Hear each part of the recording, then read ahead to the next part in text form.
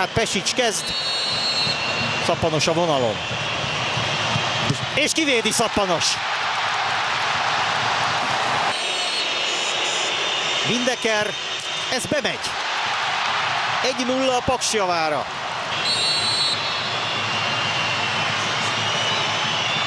Zakariasen, de belövi nagyon magabiztosan. 1-1.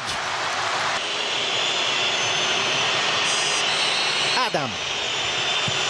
Gól, 2-1.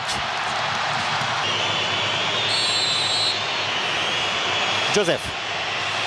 Szappanos ezt is védi. Balogh Balázs és Dibusz Dénes. A fújtatás ugyanaz, mint a szabadrúgás előtt. És az eredmény is ugyanaz. Nincs gól, Dibusz véd.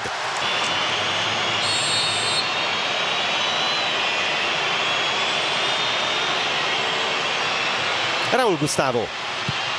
2-2. És góllal és jó játékkal hálálta meg a bizalmat, de be tudja lőni a büntetőt a kupa döntőben. Be! Cissé és Szappanos. Sima gól, Vécsei Bálint és Dibusz Dénes.